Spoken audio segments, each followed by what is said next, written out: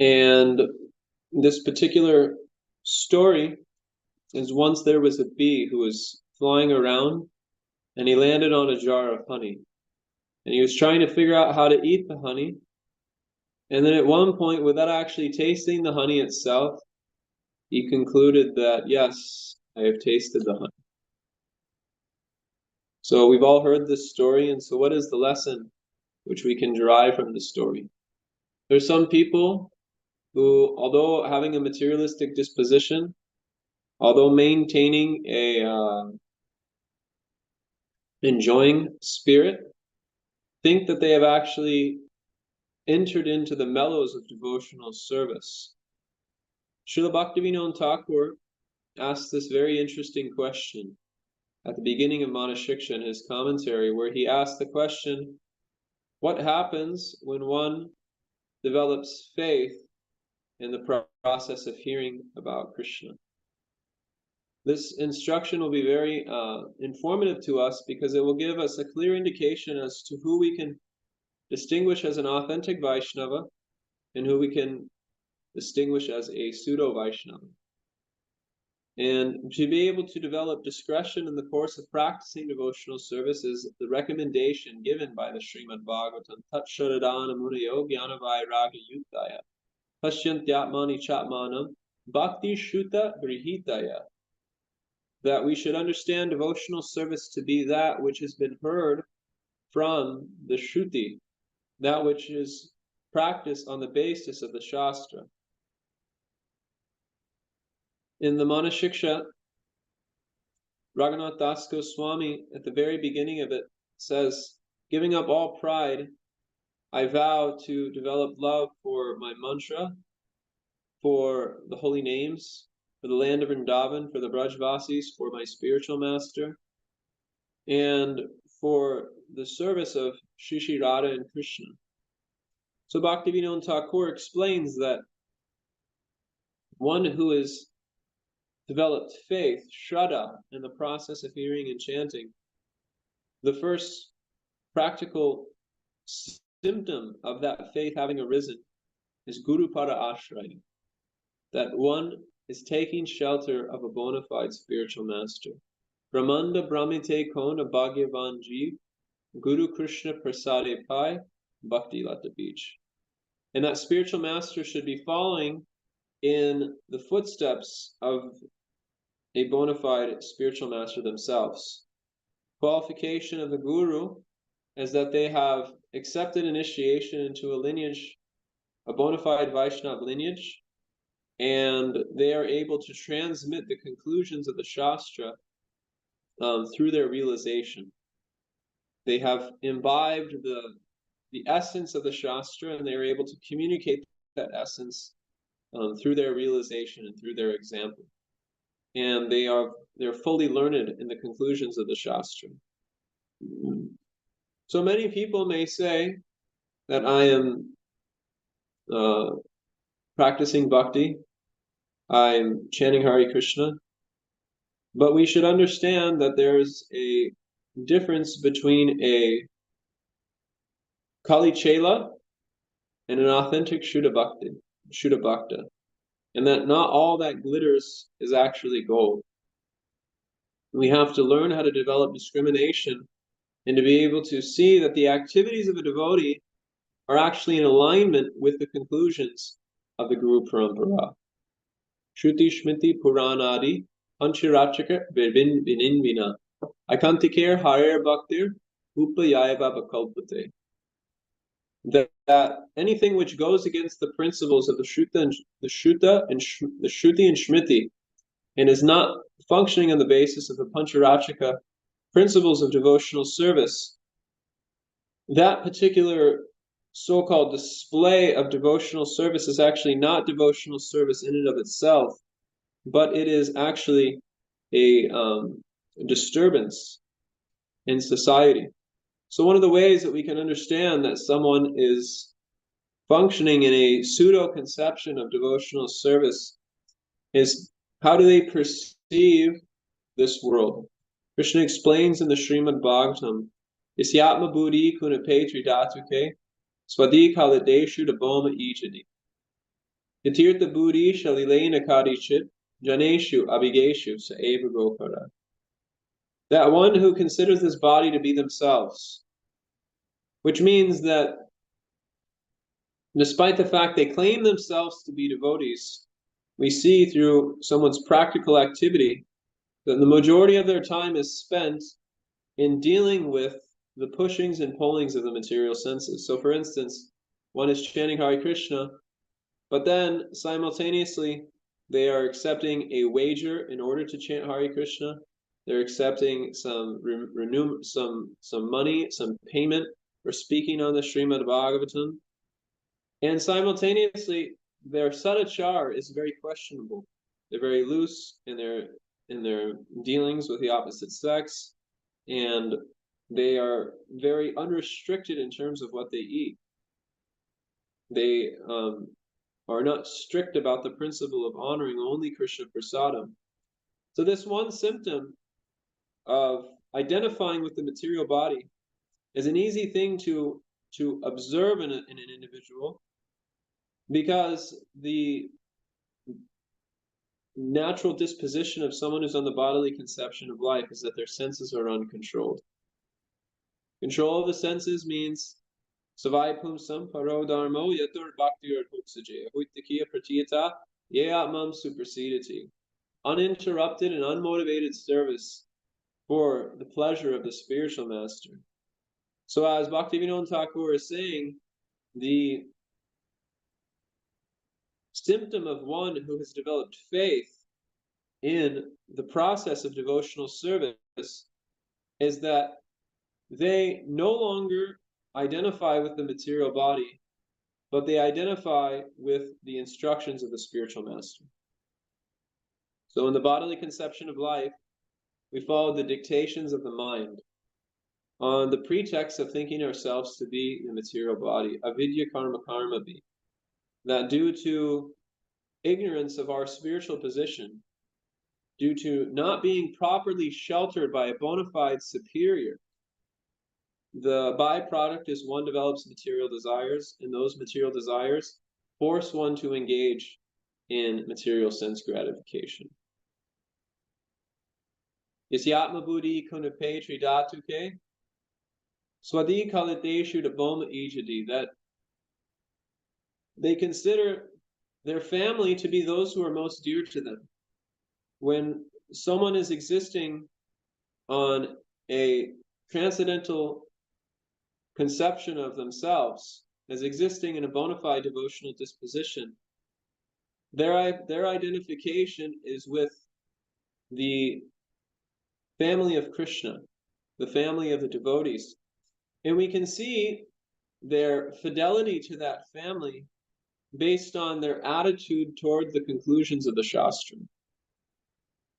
In the Mahabharata, it said, Tharako Pratishta Shrutayo Vibhinam Asharashir Yasya Matam Nabinam Dharmasya Tatvam Guhitam Guhayam Mahajanu Yena Gatasapanta. That there's so many munis who argue back and forth on the basis of logic, and in order to be a muni, you have to be able to put forward an argument which no other muni will agree with. And the logic is always inconclusive because there's so many things which can be adjusted here and there in order to fix logic. In the pastimes of Sri Chaitanya Mahaprabhu, he would debate with someone in logic, and the person's head would start spinning. And then right after that, Chaitanya Mahaprabhu would defeat his own argument. And then he'd defeat that argument again to show how fickle the conclusions of dharma or of logic actually are. Then dharmasya tattvam nasarishir yasya matam nabina. Then dharmasya tattvam guhitam guhayam, that the principles of dharma are very, very subtle. We can see practically so many places in the world, there's wars, there's disagreements, there's famine, all in the name of religion. And the reason why this is dharmasya tattvam guhitam guhayam, that dharma is a very, very sacred and confidential principle. And to actually understand the principles of Dharma is extremely difficult for a conditioned soul. These principles of Dharma are elusive. They're amendable according to time, place, and circumstance. So that's why we see Christians will argue with Muslims, Muslims will argue with Hindus, and Hindus will argue with Hindus. All because the principles of Dharma are very, very confidential. And because conditioned souls aren't able to cultivate the attitude by which the essence of Dharma is revealed from within, Tesam satata yuktanam bhajatam prati purvakam vadami buddhi yogam tam yenamam upayamtite. That for those who have a sincere disposition to want to be of service, a sincere disposition to want to inquire into the nature of what is actual truth, the tato brahma jignasya, the automatic byproduct for them is that they become aware of the principles of Dharma. So how does one align with that sincere mood of service? That sincere mood of service is brought out by Mahajana Yena Gatasapa.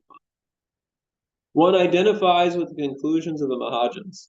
So a symptom of someone who is a bee trying to lick the outer surface of the honey is when they look at the Shastras, they try to create their own conclusions of the Shastra, rather than accepting the conclusions of the previous acharyas. So when Vallabha Acharya met Sri Chaitanya Mahaprabhu in Jagannath Puri, he wanted to present his commentary of the Srimad Bhagavatam, by which he was saying that Sridhar Swami has presented an incorrect commentary. And Chaitanya Mahaprabhu said, anyone who rejects the Swami, I consider to be a prostitute. So he actually insulted Vallabha Acharya in a loving way, but nonetheless, he was pointing out this false pride which prevents one to actually understand the Srimad Bhagavatam. There's this nice story of one Mataji in London who's been serving there for some time, and some person was coming there, and he got into an argument with someone, and he was speaking to her, and he was in a position where he was potentially correct about something, but he was very proud about being correct. And he was telling the Mataji, I'm right, aren't I? I'm right. And she told him that Krishna doesn't want you to be right. Krishna wants you to be humble. So even if one is able to, present so many ideas on the basis of the Shastra and connect so many different ideas, if those ideas are out of alignment with the conclusions of the Mahajans, then those conclusions don't have any value.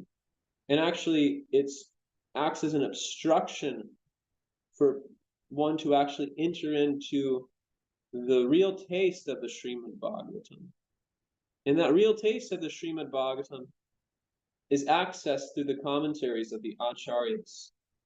Because the Acharyas, coming in the line of Sri Chaitanya Mahaprabhu, having taken shelter of Mahaprabhu, are able to reveal the conclusion of the Bhagavatam, which is helping move one closer and closer to Krishna.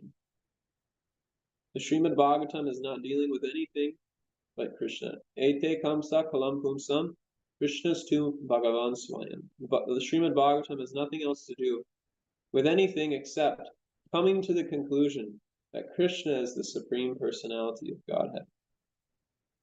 So, in the instructions of Narada Muni to Vyasadeva, he says that anything which you describe which doesn't directly glorify the Supreme Personality of Godhead and its various names and forms will only act to agitate the mind, just as a ship is agitated by wind which has not been anchored. So in the same way, one may come up with so many different conclusions, arguments, in order to comment on the Shastra. But if they have not imbibed the spirit of glorifying the Supreme Personality of Godhead under the shelter of the Mahajans, then those so-called glorifications will simply act to agitate the mind in themselves and the public. So we have to develop a sense of fidelity to the acharyas, a sense of familial affection, where we feel, yes, I am part of the Bhakti Vinod Dhara. I am part of the Bhakti Vinod Parivar, the lineage of Bhakti Vinod Thakur, the family lineage of Bhakti Vinod Thakur. And I have no other identity but that. So materialistic people will identify with their body, identify with their ideas, identify with their thoughts, and then claim that they're engaging in some type of devotional service. For instance, I was at a yoga studio once, and on the wall it said Seva Yoga, and it was talking about how they give charity to various mundane organizations in the town. And I was thinking, this is not devotion, this is not seva. Seva means selfless service done for the purpose of loving the Supreme Personality of Godhead, under the direction of the previous acharyas. Boma Ijati, one considers their land of birth to be completely worshipable. Actually, we see that there's many movements in the world who, in the name of being spiritual, are simply interested in the glorification of a particular continent, the glorification of a particular country. But the Vaishnava conception, the transcendental conception, is that Vrindavan is my home. Aradiyo Bhagavan Vrajeshas Tanayasta Dham of Vrindavan. That Vrindavan is my home, and I have no other identity than with the service to Vrindavan. And I have no other desire but the attainment of Vrindavan. I have no other occupation than the glorification of Vrindavan. This is the transcendental conception. And what does it mean to live in Vrindavan? Living in Vrindavan means Pancho Vegam, Manasakroda Vegam, Jiva Vegam, Udarapasta Vegam. Etan Vegam Yovishahe Tadira Sarvam Apimam Pritipim Safishishya. First, one has to learn to control their senses. Then, Atyahara Priyasyascha, Prajalpo Niyamagraha. Janasanga Saloyam Cha, Sadvir Bhakti Vinashati. One has to avoid the 6 unwanted habits given by Srila Rupa Goswami. And then, Utsaha Nishchaya Darya, Tat Tat Karma Pravartana, Sangat Tyagat Satovrate, Sadvir Bhakti Prasidyati. One has to accept the 6 things which are favorable to devotional service. Then, Dadati Pratigranati, Bhuyam Adhyakti Prichiti, Bhongte Bojayate Chaiva, Sadvitam Pratilakshanam. One has to engage in the 6 loving exchanges with the devotees. And who do those loving exchanges need to be directed to? Krishneti Yasya Giritam Manasadriyeta, Tishasti Chet Pranata Bisha Bhajanta Misham, Shushusha Yabhijana Anya, Nindati Sunyam Nindati Sunyam Hridam Ipsiti Sangalabhya. That there's various grades of devotees. Some you should offer your obeisances to, some you should show respect to, and some you should give your entire life serving. And simultaneously, one needs to go beyond the material consideration of a Vaishnava. Just there, Swabhava Janitar Bhupasa Doshars, Na Prakritam Iha Bhakta Janana Sapasya. Gangam Basama Buddhavu Banapena Pankar, Rama Dracham Apabagachi the Nirda Dharma. That there may be a fault in a Vaishnava due to their swabhava or due to various material considerations, but those things should be overlooked in order to catch the transcendental consideration of that Vaishnava, to catch the serving spirit of that Vaishnava. Whether they're American, whether they're Indian, whether they're South American, it doesn't matter, provided they are in alignment with the conclusions of the previous acharyas. And then, Syat Krishna Nama Charitava Upasa Doshai, Na Prakritam Ivakra Syat Krishna Nama Charitava Upasa Doshai. Wait a minute.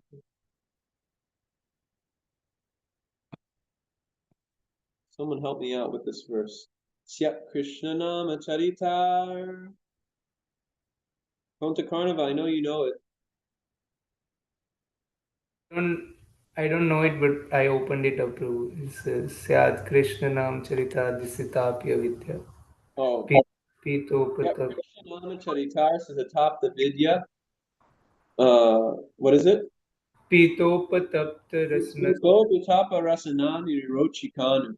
Inbar Aru Nirankara Svara Justas. Swadvikramad Bhavati. Swabi Karma Bhavati Tadgara Mula Hunter. And one makes a sincere endeavor on a daily basis to develop a taste for the chanting of the holy names under the guidance of bona fide Vaishnavas. And finally, the essence of all advice is to nama rupa charitasa sukirtananu smridyor kramena rasanama nasili yoja. Tistan vrajetan anuragi jananugami kalam naya akilamityu padesha saram. One fills their day 24/7 with the hearing and chanting of Krishna's name, and that's done under the inspiration and guidance of a bona fide associate of the Lord. So this is what it means to live in Vrindavan. It's not that one jumps to an artificial state of considering themselves to be qualified to hear the pastimes of Radha and Krishna, but actually what it means to reside in Vrindavan is to follow all of these instructions very, very carefully, to come to the point of being a bona fide Goswami.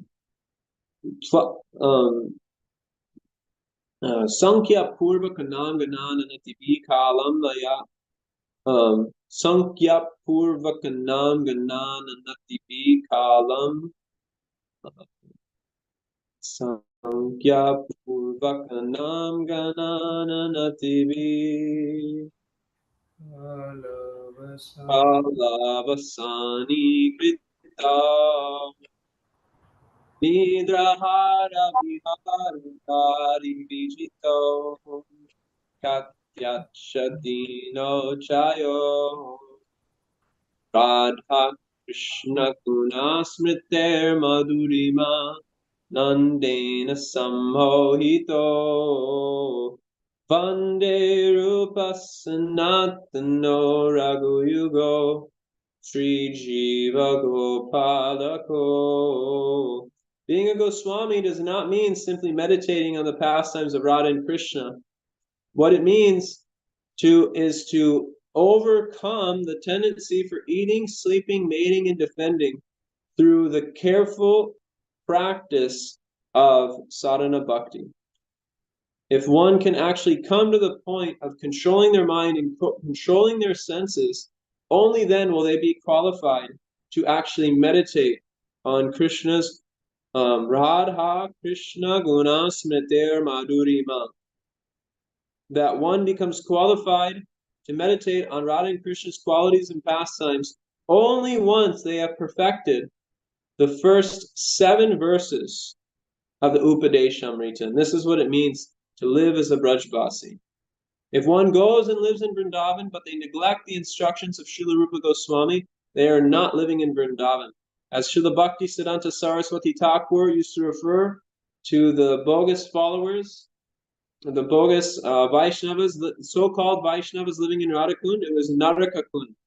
It had become hell due to their neglect of the bona fide instructions given by Srila Rupa Goswami. So to live in Vrindavan means to follow these first 7 verses of the Upadesh Amrita very, very carefully. Only then will one be qualified to meditate on the pastimes of Radha and Krishna. So this is why Narottam Das Thakur says, Vishaya Chadiya Charin Shurahabeman Kabe Hama Hirabo Sri Brindaban. Only when I've become purified of this Vishaya, when I become freed from this disposition to exploit this world with uncontrolled senses, only then will my mind be like Vrindavan. So we have to come to this pure state, Shuddhahaveman. Then we'll become qualified to actually reside in Vrindavan internally. But for the time being, we should make a very strong effort to engage our mind and senses in the instructions given by Srila Rupa Goswami in the Upadeshamrita. Bom ijadi. Yasyatma buddhi kunape tridatuke. Swadi kaladeshu da boma ijadi. Tirtha buddhi shalilain akari chit. Janeshu Abhigeshu Eva Gokara. Finally, the last point, which is mentioned by Krishna, is one who considers to go to a holy place simply for the purpose of bathing, but not associating with saintly people there. So holy places are meant for purification, they're meant for inspiration, and the most important part of going to a holy place is to hear from a bona fide Vaishnava and beg for the service to one's spiritual master, beg for the service of Sri Chaitanya Mahaprabhu. If one goes to a holy place and simply bathes in the river, then they miss the whole point of going there.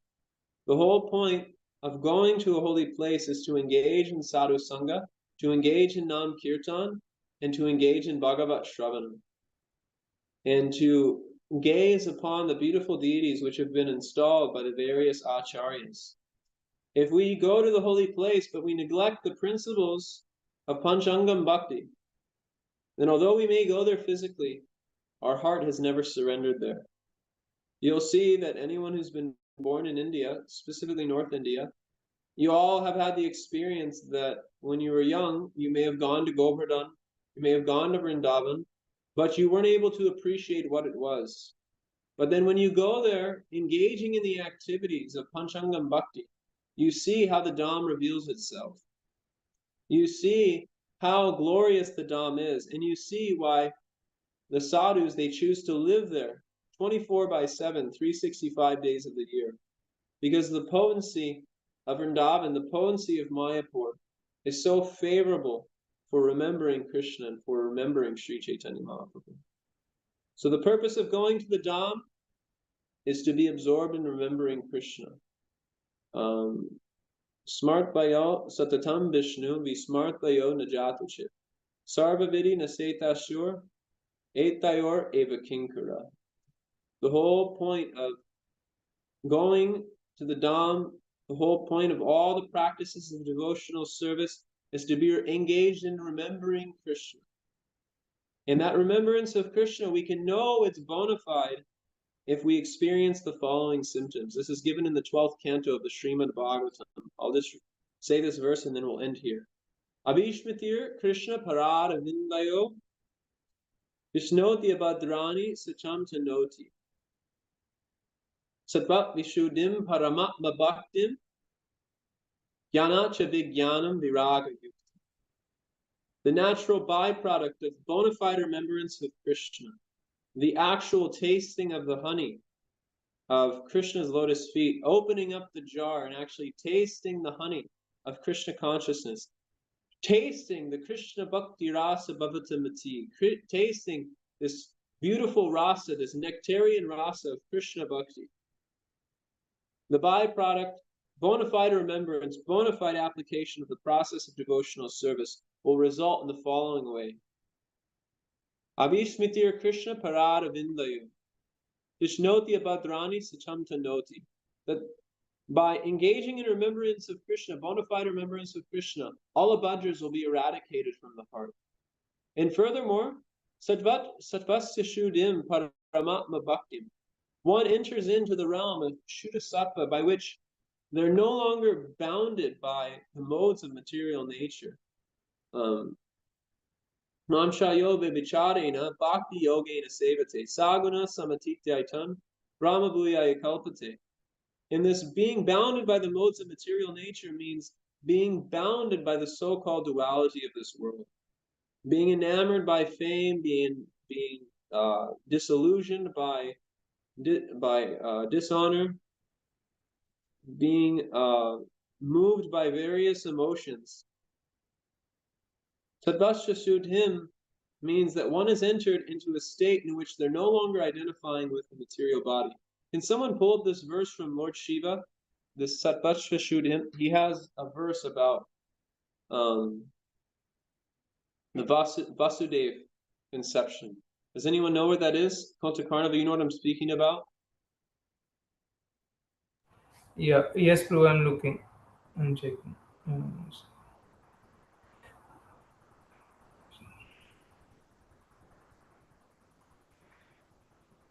This is 4323, Prabhu. Can you pull it up on the screen if it's possible? 323.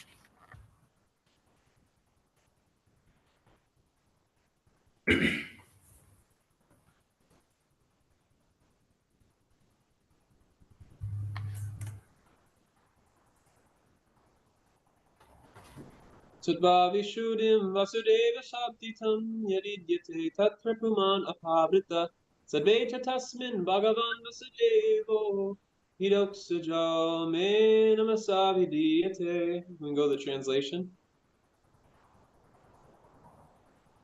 I am always engaged in offering obeisances to Vasudeva in pure Krishna consciousness. Krishna consciousness is always pure consciousness in which the Supreme Personality of Godhead, known as Vasudeva, is revealed without any covering. So this stage of Sattva, Shuddha Sattva, means that Krishna is making himself, is revealing himself to the devotee personally. One's developing direct perception of the Supreme Personality of Godhead. Beyond the dualities of this material body, one comes in direct contact with Krishna. Being freed from any type of material attachment or any type of identification with the material body, one's existing in a pure state of realizing themselves and relishing the position of being a servant of Krishna. So Paramatma Bhakti, one develops devotion in the heart for Krishna. And then finally, Jnana Chavijnanam Viraga Yuktam. The byproduct of this remembrance of Krishna, this bona fide remembrance of Krishna, is one develops knowledge of the transcendental world. One develops awareness of the landscape of the transcendental world. And furthermore, one actually realizes it. One not only becomes aware of the different varieties which are existing in that spiritual dimension, but actually one is experiencing it for themselves. In that deep experience of Krishna consciousness, the byproduct is viraga yuktam. Krishnera charani hoy jari anurag, Krishna vinu ayatatara nahi rahirag. That the only way to become free from material attachment is by becoming attached to Krishna's lotus feet. So jnana, chavijnana, viraga yuktam. When one develops awareness of that landscape of the spiritual realm, one develops realization of that realm. The natural byproduct is one becomes uninterested in anything material. Because yad pada pankaja vilasa vilasa bhaktya. Karma shrayam ugrantitam ugrayanti shantam. That the force of devotional service is so powerful that it eradicates any type of attraction to this material world. Whereas those who try to understand the world through their own limited capacity of mental concoction, intellectual erudition, whatever it may be, but they fail to catch the vilas, the nectar of serving Krishna under the guidance of a bona fide spiritual master. Yad pada pankaja vilasa vilasa bhakta karmashrayam ugrantitam ugrayanti shantam. Tadvanna rikta matayo yatayo piruda shoto ganastararanam bhajavasu. Because their mind is empty, because they haven't filled their mind with bona fide remembrance of Krishna, they're easily swept away by the desires of their previous karma. So we have to enter in to bona fide remembrance of Krishna under the guidance of Srila Rupa Goswami, under the guidance of Srila Prabhupada.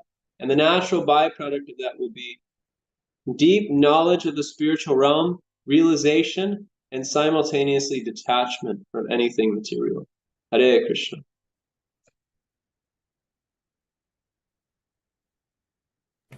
Hare Krishna, Prabhu. Thank you for the nice class and expounding on this nice story that Prabhupada explained so many times. You can get rid of this screen now. I like how you connected it with Shraddha in the beginning, that the symptom of Shraddha is that one wants to take shelter of a spiritual master. But normally pseudo transcendentalists, they study the Shastra themselves and they think themselves advanced. They think they are tasting the bhakti ras, but actually they are not tasting it. Um, So, Kali Chela versus Guru Chela.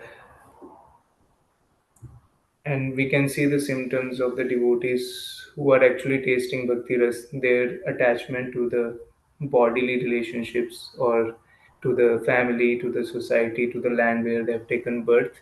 They get slackened, and their attachment to the family of Krishna, which is entire world, they actually develop more affection for devotees, and it that's why they take shelter of a bona fide spiritual master. Otherwise, how can you trust somebody, with your own whole life and Hmm. everything? So that's a very nice symptom, Prabhu, that we can understand.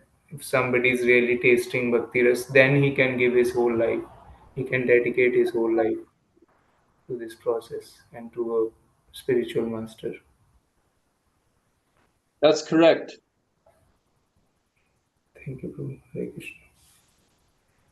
Anybody else? Go ahead. Any questions or reflections?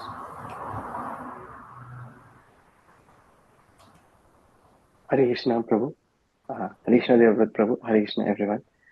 Thank you so much for the wonderful lecture, Prabhu. I really like so many points that you elaborated deeply about the Updeshamritam. Thank you for sharing this nectar. So I have one question. So when a sadhaka I mean, you mentioned like controlling the hunger, eating propensity is one of the quintessential thing. But at times, like when a devotee, as we work in this material world, at times it's very difficult to control that urge. For example, to observe. Maybe to fast with on Ekadashi due to the bodily or maybe due to the situation he is placed in. And those time, like, what are some guidance that you could suggest that can help to um, build some strength to observe more fasting regularly? Well, Srila Prabhupada was okay with devotees eating on Ekadasi. There's no problem with it. Kali Yuga, the body is maintained by food grains. So fasting in Kali Yuga is extremely difficult, actually. If one can do it in such a way that their sadhana is not interrupted, then there's no problem. But the essence of fasting is not necessarily just to fast for the sake of doing it, but it's to create time in order to be more absorbed in the chanting of the holy names. So I have found that if one has a practice of chanting extra rounds on Ekadasi, reading more on Ekadasi, then it's very easy to practice some type of fast, whether it's full day or half day. One can observe something. But if you have a health issue, like for instance, when I was younger, I was able to fast on most Ekadasis. I was able to do a complete fast, sometimes even Nirjal. But nowadays, my body's getting older, and I found that I need to eat something on Ekadasi, and I need to take something on Ekadasi, just in order to have the focus and bodily strength in order to be more absorbed in my sadhana. So the most important thing is not so much whether one's eating or not on Ekadasi. The most important thing is, are they increasing their hearing and chanting on Ekadasi? And if one needs to eat in order to do that, there's no problem. Got it. Thank you so much, Prabhu, for clarifying. Hare Krishna, Prabhu. Uh, Thank you very much, Prabhu. I had a couple of questions. One of them is you said that logic is fickle and is not something that we can depend upon. Uh, Correct.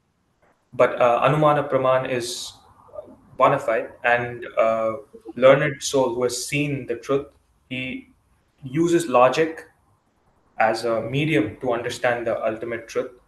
So, how do we understand that Anumana Praman is not fickle in that sense? It's not the ultimate consideration is the point. It's not that it doesn't have any value, but it's not the tattva vichar, your final consideration, absolute consideration. Absolute consideration is always the shastra. But Anuman can be useful, but it's not absolute. Mhm. Okay. Anuman and Pratyaksha are favorable to the degree that they're used to understand the conclusions of Shabda. independent on their own, they're not able to come to a factual, absolute conclusion. But if they're used in the service of Shabda Pramanam, then they can be made quite useful, actually. Thank you, Prabhu. I had one more question, Prabhu. So today's class had the essence of today's class was we develop our Shraddha based on the conclusions of the previous acharyas. What if there are some cases where different acharyas have conflicting views on a certain topic? Then how do we determine which one to hold forth as our understanding or move forward that way, bro? How do we do that? Ultimately, there's no contradiction. When Hari Parshad Prabhu was here in LA, this question was asked to him. You can go to that class if you like. It's near the end of the class. It's one of the last questions which was asked to him. And he brought up this nice verse that he was giving the example that there's this rules and regulation where one should not eat in front of the deity ever. And then Vishwanath Jiva Goswami gives that rule. And then Vishwanath Chakravarti Thakur gives an adjustment of it. So he was explaining, I think it comes in Lagu Bhagavatamrita. I forget the exact reference which he gave. Maybe it's Lagu Bhagavatamrita. But basically, Sorry, we lost your voice. Am I still there? Yes.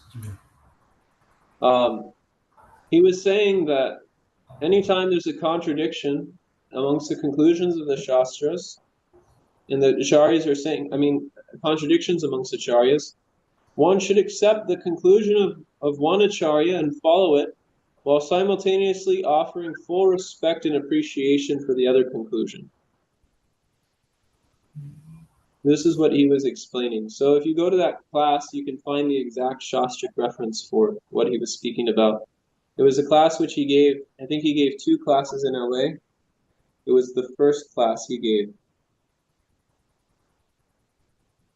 Thank you very much, Prabhu. Hare Krishna.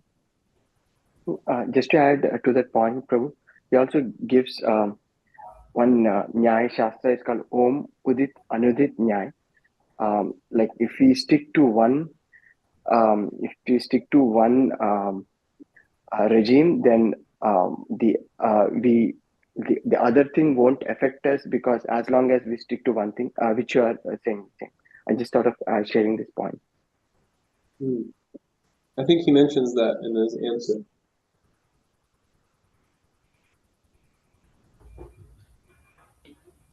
Hare Krishna, Prabhu. Very nice class. I really like the point, Prabhu, you mentioned about like Krishna I don't wants. know who's speaking right now.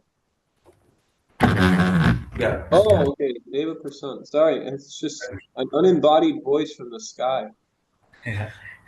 So, Prabhu, I really like the point, like which I forget most of the times. Like you said, Krishna wants us to be humble and right in different situations, right? We always think that if I'm right, I can raise my voice, or I can do a number of things, but the humility is the key, all the time. So humility takes more precedence over being right. So I really like that point, Prabhu. Thank you so much. Hare Krishna. Hare Krishna. Anybody else online? Hare Krishna devotees.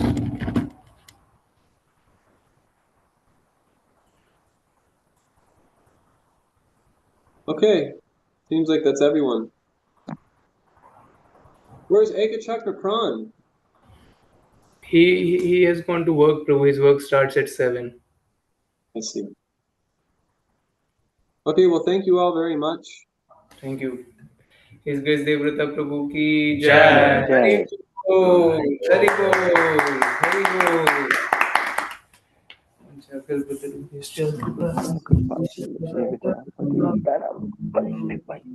Namo Namo.